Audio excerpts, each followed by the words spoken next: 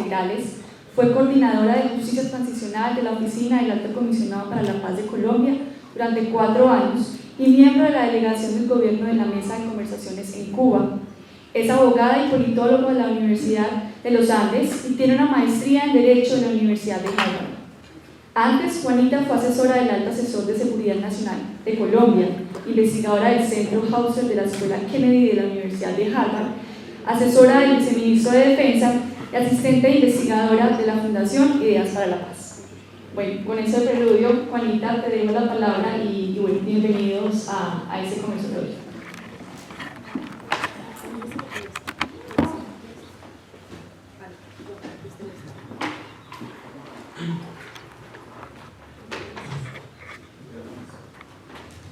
Bueno, buenos días para todos y para todas. En primer lugar, muchísimas gracias por sacar tiempo de un día laboral y de estudio para estar acá en esta conversación. Gracias al museo por abrir las puertas para tener este espacio. Es la primera vez que vengo a hacer una de estas charlas a Medellín y me alegra mucho estar acá.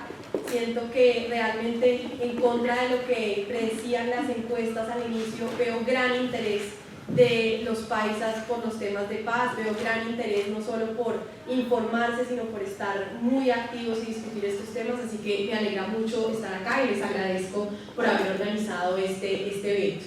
Yo lo que quisiera hacer es, de manera muy breve, contarles un poco cómo fue toda mi experiencia durante estos 4 años del proceso de negociación, cómo llegamos a este proceso de negociación, un poco qué es lo que está en los acuerdos y abrir un debate con ustedes. Me alegra mucho que sea un escenario además tan joven, porque justamente lo que me parece interesante ahorita es empezar a que pensemos más allá de los textos del acuerdo, cuáles son las oportunidades que esto tiene para nosotros como gente joven, qué es lo que viene para nosotros en una Colombia en paz. Creo que de eso se trata la discusión. Arranco entonces por contarles un poco algo que yo creo que es muy básico, pero es importante reiterarlo porque nos ayuda como a entender de qué es de lo que se trata esto. Y es que este proceso está fundado en una idea trascendental que es diferenciar, terminar el conflicto armado de construir la paz. Históricamente siempre habíamos tenido enormes problemas con tratar de construir un acuerdo con las FARC porque existía una diferencia muy grande en torno a lo que ambos entendíamos como paz.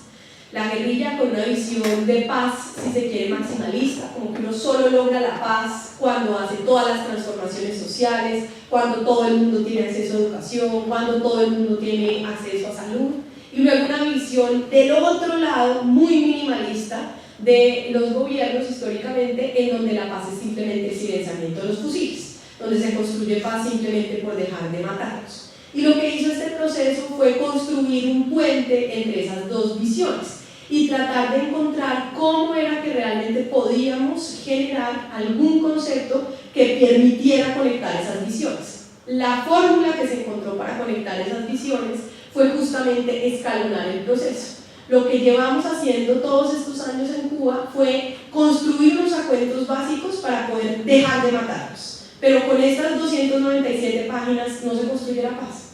Nadie se imagina que a partir de ayer estamos todos en paz. Lo único que logramos fue dejar de matarlos para iniciar ahí sí un proceso, que será un proceso de largo alcance, pueden ser 10, incluso 20 años de construcción de paz entre todos. Y en donde el acuerdo para dejar de matarnos es entre el gobierno y las FARC, pero el proceso de transformar la realidad en los territorios, de garantizar que realmente haya oportunidades para todos, es un proceso que nos convoca a cada uno de nosotros. Ese ya no es una negociación entre un gobierno y las FARC en una mesa en La Habana. Ese es un proceso de todos en los territorios a nivel más local, implementando esos acuerdos para transformar las realidades, pero para eso era necesario dejar de matarlos.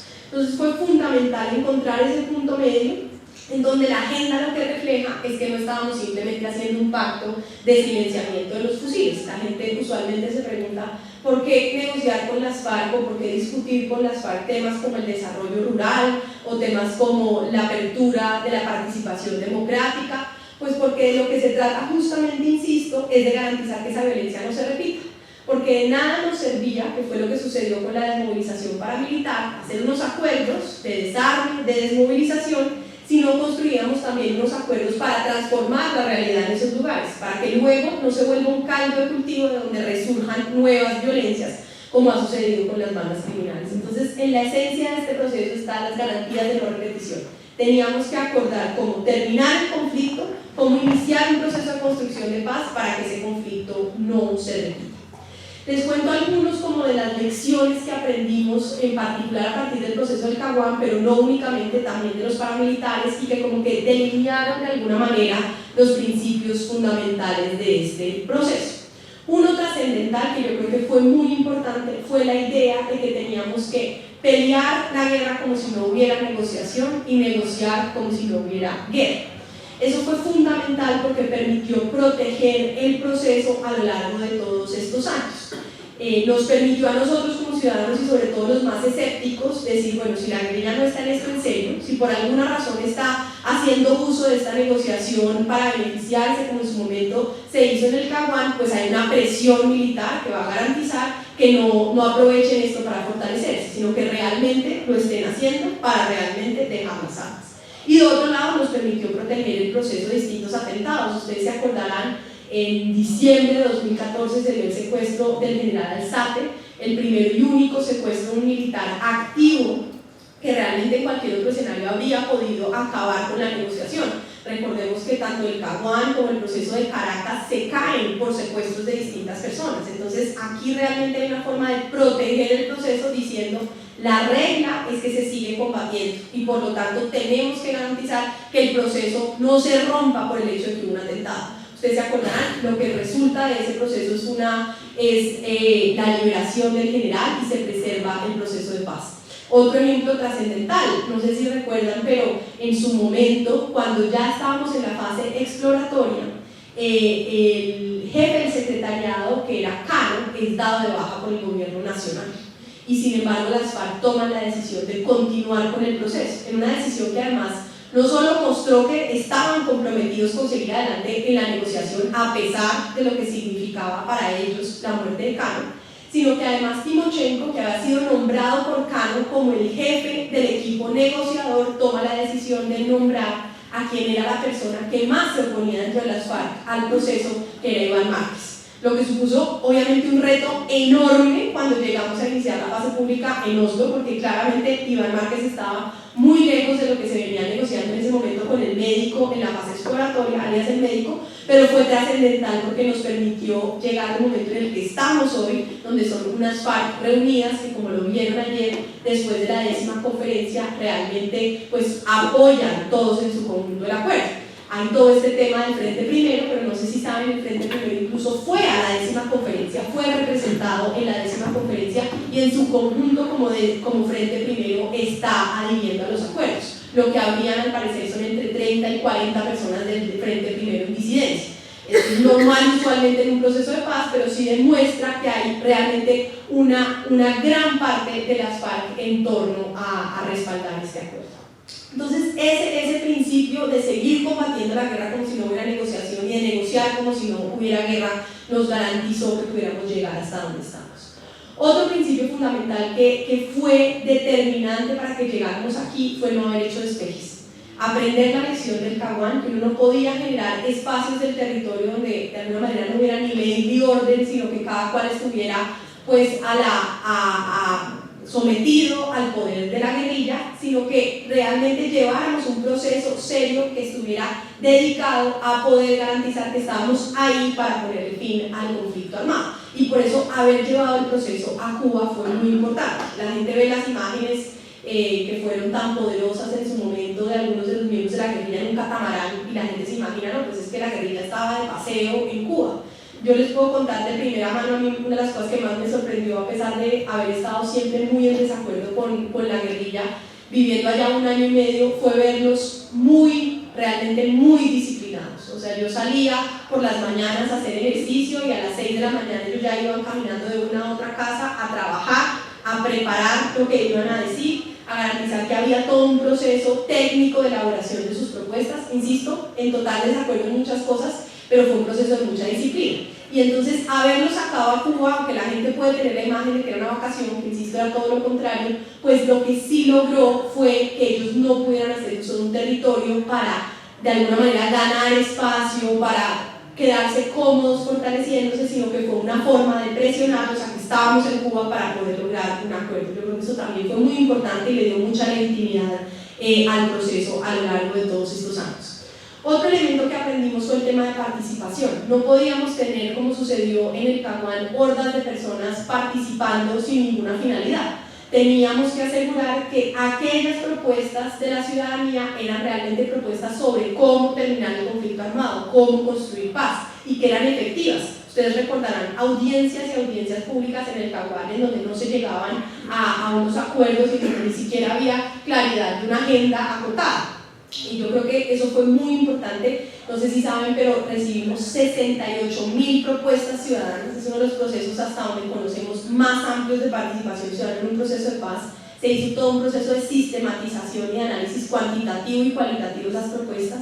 Cada uno de los que teníamos a su cargo los equipos técnicos para cada tema, recibíamos un análisis de esas propuestas para construir sobre esa base la propuesta que como gobierno llevamos a la mesa. Entonces, un proceso participativo, digamos, efectivo, en el sentido de que se tuvo en cuenta al momento de elaborar todas las propuestas en la mesa. Yo creo que eso fue trascendental, con una serie de foros, se acordarán, antes de la discusión de cada punto, en el caso del punto de desarrollo rural, en el caso del punto de participación política, un gran foro para cada uno de esos temas en Bogotá, en el caso del punto de drogas, un foro en Bogotá y uno en el Guaviare, en el caso de víctimas, 4 foros, uno de nivel nacional y 3 de nivel regional, con participación de más de 3.000 víctimas.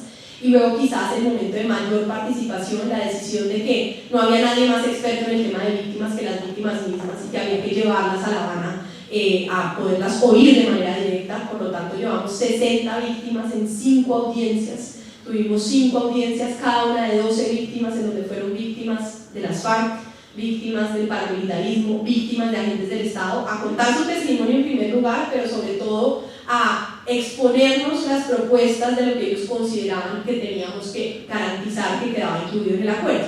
Yo creo que eso cambió todas las reglas del juego. Hasta ese momento, yo creo que de lado y lado, algunos podían coquetear con una salida de impunidad, con una salida en donde simplemente nos tapáramos con la misma cobija y dijéramos, sentimos mucho, pero aquí no hay nada que hacer. Esas visitas cambiaron radicalmente para todo el mundo, incluida la guerrilla. Fue evidente que había que responderle a las víctimas y que había que buscar una solución que sí generara garantías de seguridad jurídica e hiciera viable el proceso de desmovilización, pero que no podíamos desconocer los derechos de las víctimas. Yo creo que eso cambió radicalmente la negociación durante esas visitas. Pero eso muestra un proceso participativo distinto, eficiente, enfocado en lograr unos objetivos, sino un proceso participativo simplemente por el hecho de participar.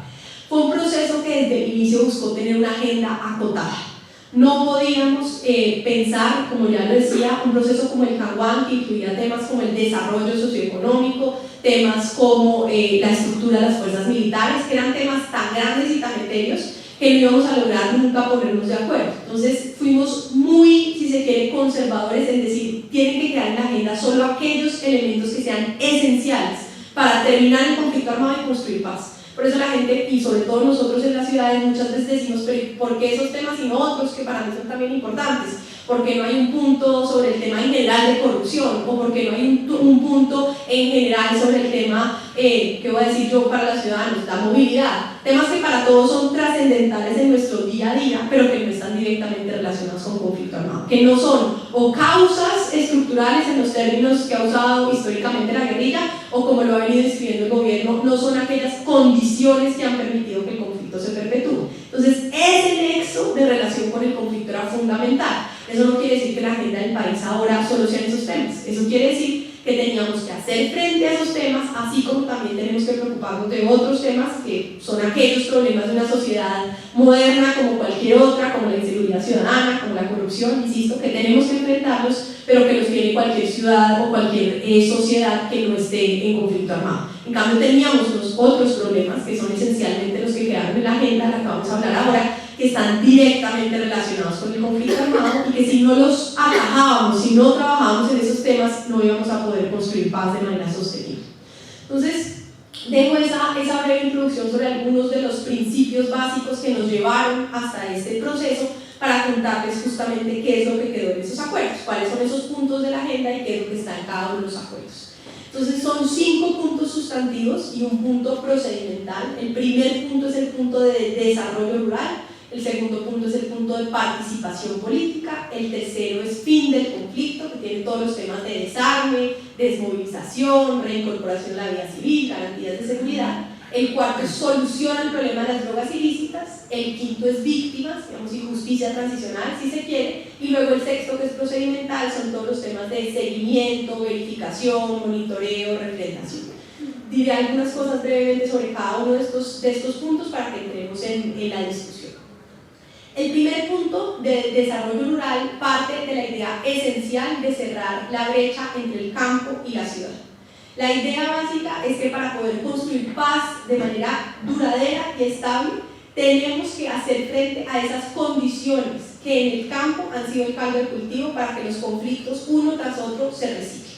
Que no podemos más, como colombianos, tener dos Colombias, que no puede ser posible que tengamos este museo, este auditorio, estas vías, acabamos de pasar el tranvía, y que al mismo tiempo una persona que está en la mitad del Guaviare necesite probablemente 6 horas entre chalupa y otro medio de transporte para llegar al lugar más cercano.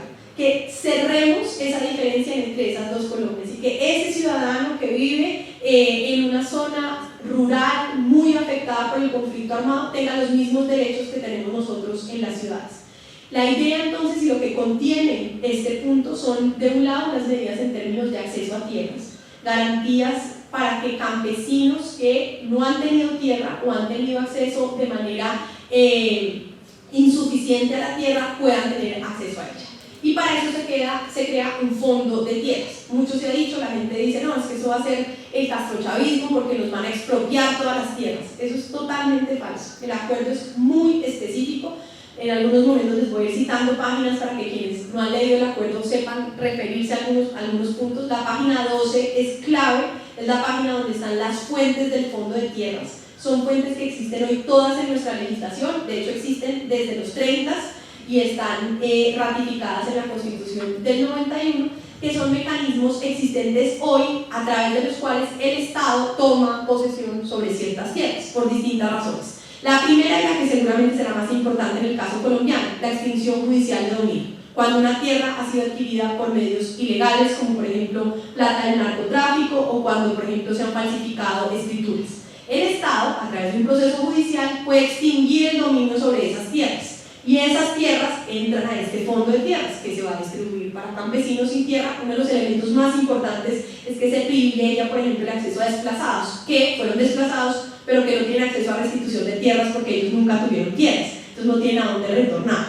Este fondo de tierras va a permitir que esos campesinos desplazados tengan acceso a tierra.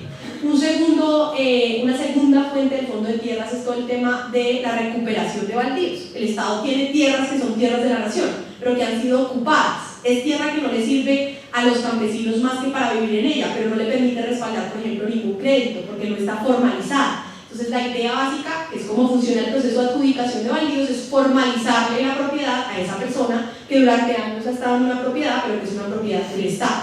Está todo el tema de actualización de, digamos, la línea de la reserva forestal. Hay una cantidad de lugares en el país que supuestamente o jurídicamente son reserva forestal y que deberían ser de uso ecológico, pero ya están completamente urbanizadas. Son sitios donde nuevamente hay gente que ha estado ocupando. Si uno le formaliza esas tierras a esas personas, garantizando por supuesto que aquello que es zona forestal se, digamos, proteja ambientalmente como zona forestal, pero que esas zonas que ya no son de reserva ambiental pues puedan adjudicarse. Y está el tema más controversial, que es la idea de qué pasa con las tierras inexplotadas, es decir, lo que en nuestra Constitución se llama la función social de la propiedad. La idea básica es que la propiedad es para ser productiva. Quienes tengan propiedad que no esté siendo, digamos, no esté generando ningún tipo de bienestar económico, no esté siendo explotada económicamente, el Estado la puede expropiar.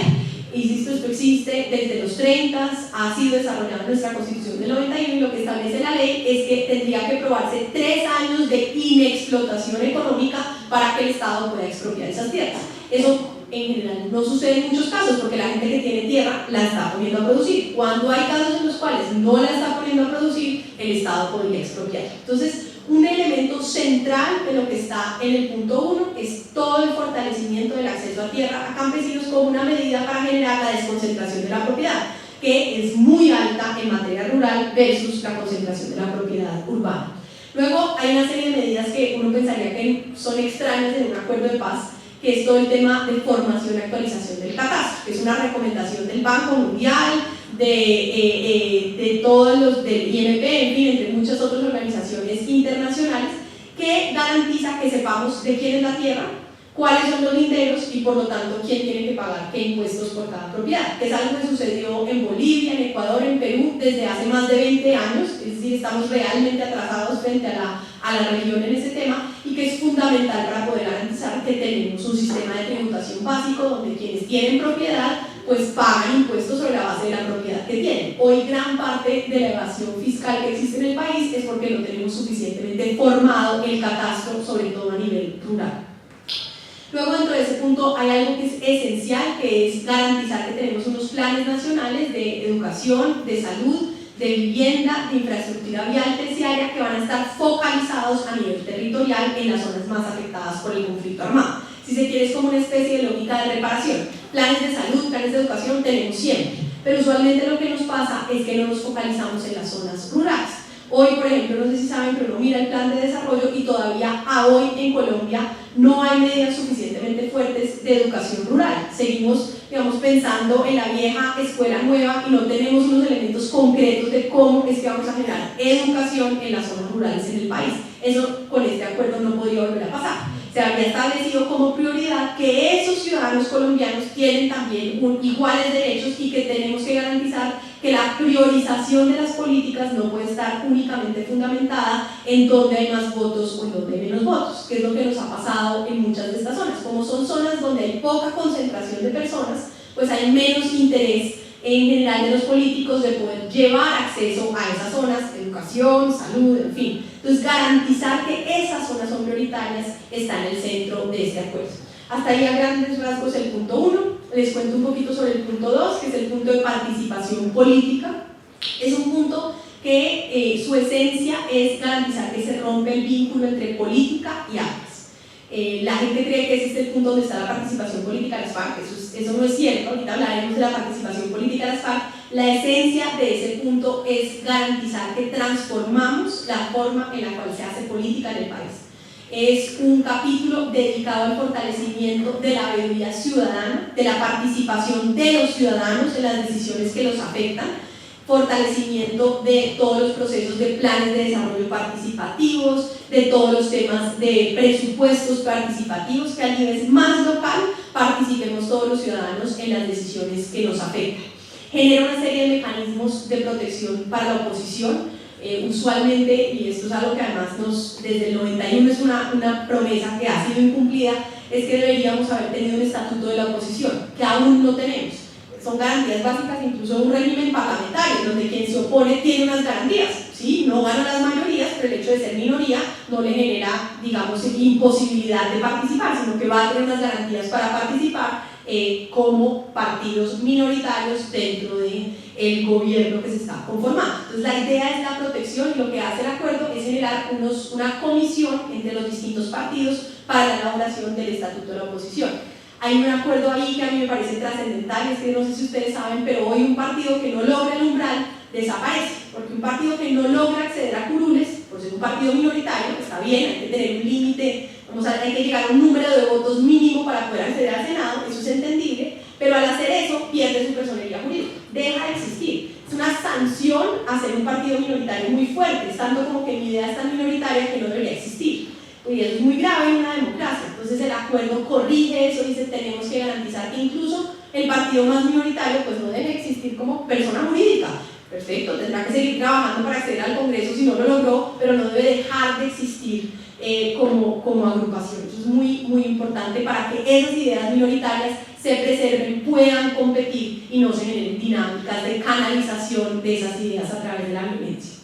Y luego, dentro del punto está el acuerdo de las 16 circunscripciones transitorias especiales de paz, Nuevamente mucho se ha dicho sobre esto, se ha dicho que las FARC son para las FARC, eso es falso. El acuerdo específicamente dice que esas circunscripciones transitorias que van a ser en la Cámara de Representantes, es decir, son asientos adicionales en la Cámara de Representantes, son para comunidades, organizaciones de sociedad civil, organizaciones de víctimas que no tengan representación en el Senado, que no tengan representación en el Congreso, perdón.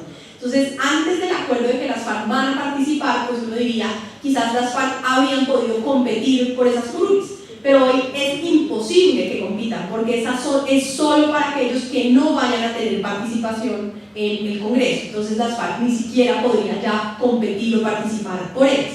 El requisito para participar es que no sean personas que respondan a partidos que ya tengan participación en el Congreso. La idea esencial, como ya lo estaba diciendo ahorita, es de alguna manera darle mayor participación a esas zonas más afectadas por el conflicto, para que esas zonas tengan una sobrerepresentación en las discusiones nacionales. No sé si saben, pero por ejemplo Putumayo no logra poner un senador porque no tiene suficientes votos. Entonces los intereses de Putumayo pues no se ven representados en el Senado, y usualmente lo que pasa, que es lo que además va a pasar en esta discusión del plebiscito, ya lo estamos viendo, es que las ciudades decidimos por el campo, porque es en las ciudades donde hay mayor cantidad de personas. Y la idea de estas circunscripciones es darle temporalmente durante 2 periodos una mayor representación a esas zonas más afectadas por el conflicto, para que esas ideas pues se discutan y para que colombianos no nos parezca que esos temas son menos prioritarios, sino que tengan un peso importante dentro de la discusión nacional. Hasta ahí también a grandes rasgos lo que está en el punto 2. Luego está el punto 3, que es el punto de fin del conflicto. Tiene 3 grandes capítulos. Un primer capítulo que son todos los temas de dejación de las armas. Es realmente un acuerdo que no habíamos tenido nunca en Colombia, que pueda mostrar un cronograma de lo que sucede día a día, desde ayer hasta dentro de 6 meses, explícitamente diciendo cuándo empiezan los desplazamientos, cuándo se empiezan a entregar las armas que son armas de acompañamiento, cuándo llegan las milicias con las distintas armas, cómo al día 90 ya tienen que depositar todas las armas dentro de los contenedores, cómo entre el día D+150 y D+180, es decir, a los 6 meses, la ONU extrae todos los contenedores. Son 55 páginas dentro de los anexos detallando cada uno de estos procesos. Realmente, insisto, en Colombia no habíamos tenido nunca un proceso así de detallado de dejación de armas, y mucho menos público, que mostrara como toda esa fase. La idea, como les digo, básica, es que a los 6 meses las armas estén en poder de la ONU, que ha extraído todos los contenedores y que va a volver esas armas 3 monumentos, uno que va a estar en Nueva York, uno que va a estar en Cuba y uno que va a estar en Colombia. La idea es que durante esos 6 meses las FARC se va a haber desplazado a 20 zonas y 6 puntos que son zonas veredales transitorias de normalización. Cada una no es más grande que el tamaño de una vereda. Eso significa que en su conjunto no suman más del 0.1% del total del territorio nacional. A diferencia de lo que sucedió en el Caguán, no es un despeje para negociar, son zonas con una finalidad específica, que es garantizar el proceso de dejación de las armas e iniciar el proceso de reincorporación a la vida civil. Son zonas en las que seguirán funcionando todas las autoridades civiles, es decir, alcaldes, gobernadores siguen funcionando. El mecanismo de monitoreo y seguimiento de todo este proceso, que es tripartito, es decir, está compuesto por la ONU liderando la misión política con fuerzas de la CELAC, miembros de la fuerza pública sin armas y miembros de la guerrilla sin armas, va a estar vigilando y garantizando todo el proceso de dejación de las armas. Si hay cualquier incidente dentro de las zonas, la fuerza pública puede entrar. Eso es también algo que ha sido una de las digamos, mentiras que se ha dicho. Dicen que son territorios vedados para la fuerza pública. Eso es falso. El acuerdo específicamente señala que ante cualquier incidente la fuerza pública, previa concertación con el mecanismo de monitoreo y verificación, puede ingresar a las zonas a garantizar pues la seguridad, y por supuesto en todo el resto del territorio nacional está la fuerza pública de manera general garantizando pues que no haya ningún riesgo para la ciudadanía ni para quienes están dejando las armas tampoco. Entonces ese es el primer capítulo, todo el tema de dejación de armas. Si quieren ahorita en las preguntas podemos entrar en más detalle. Luego está el segundo capítulo dentro de ese punto 3, que son todos los temas de reincorporación a la vida civil. Ahí sí está la transformación de la guerrilla en un movimiento político. están básicamente las garantías socioeconómicas, es decir, lo que ya ha existido en nuestro país, no sé si ustedes saben, pero en Colombia hemos reintegrado a más de 50.000 personas, entre 35.000 guerrilleros y aproximadamente 35.000 exparamilitares y aproximadamente 15.000 guerrilleros que se han venido desmovilizando individualmente, es decir, tenemos mucha experiencia en Colombia sobre cómo se reintegra, y lo que se hizo fue básicamente incluir dentro del acuerdo un paquete muy similar a lo que se le ha venido dando a los excombatientes paramilitares y a los excombatientes de la guerrilla que se han desmovilizado individualmente, que para cualquier ciudadano es difícil, o sea, cualquier ciudadano, como nosotros decimos, pero si yo no me pago mi estudio o yo tengo que hacer mi trabajo para poder pues vivir, que a un guerrillero le den por el hecho de dejar las armas, así sea el 90% de un salario mínimo, a cualquiera nos puede parecer injusto. La única forma de explicarlo es que es un proceso transitorio para que dejen las armas y entren a convivir, digamos, en sociedad civil de manera pacífica. Y es lo que es usual en cualquier proceso de desmovilización alrededor del mundo. Todos estos procesos suponen unas ayudas transitorias socioeconómicas para que la persona deje las armas y entre a la sociedad civil. Entonces, lo que contempla el acuerdo en esa materia son, durante 2 años, un apoyo del 90% del salario mínimo mensual, y adicionalmente un capital semilla de 2 millones inicialmente como medida, digamos, de humanitaria de estabilización, y luego 8 millones para el inicio de un proceso, de un proyecto productivo. Insisto, es lo mismo que han recibido los excombatientes paramilitares, que han hecho distintos procesos, sobre todo mucho más individuales. Lo que hay en este acuerdo de novedoso es la creación de unas cooperativas productivas que a nivel local van a ser los sitios en los cuales la guerrilla se va a reincorporar. Yo creo que eso es trascendental. A mí personalmente me sorprendió mucho uno ver una guerrilla supuestamente socialista convencida de un proyecto productivo, en últimas capitalista, es decir, nosotros queremos hacer parte productiva de la sociedad, y yo creo que eso es importante. No estaban en una lógica de ser empleados estatales simplemente, sino de cómo me meto a producir. Yo creo que eso mostró también una guerrilla pues que está pensándose, vamos a ver hacia adelante, pero yo creo que está pensándose de manera distinta, y eso es importante. Y luego está dentro de ese capítulo todos los temas de reincorporación, insisto, política. Lo que establece el acuerdo es que la guerrilla se va a transformar en un movimiento político que tiene que cumplir todas las reglas como cualquier otro partido, salvo por 3 excepciones, que son 3 excepciones únicamente por 2 periodos de Congreso. La primera es que no puede haber recogido firmas o haber, digamos, recibido votos antes para existir como partido. Va a tener su personería jurídica por el hecho de la transición. Usualmente hoy un partido nuevo tendría que recoger firmas antes de poder constituirse como partido. Se les va a hacer la excepción de que no están en una lógica de recoger firmas, sino que por el hecho de dejar las armas tienen personería jurídica por 2 periodos. Luego, si hay toda esta discusión hacia adelante, como les digo, de que no se pierda la personería jurídica por no llegar al umbral. Está una financiación. La financiación hoy de los partidos se establece con base en los votos. Nuevamente las FARC no tendría una financiación porque no sabemos hasta el momento cuántos votos recibiría. Entonces lo que se hizo fue establecer como un cupo, darles una partida que es el 10% del fondo total de los partidos. Esto es menos del 30% de lo que reciben los partidos de unidad nacional. Entonces también se ha dicho que es que va a ser un partido sobrefinanciado por encima de lo que reciben todos los otros partidos. Eso es falso. O sea, si uno reúne lo que han recibido los partidos de unidad nacional, la financiación que recibirá las FARC será menos del 30%.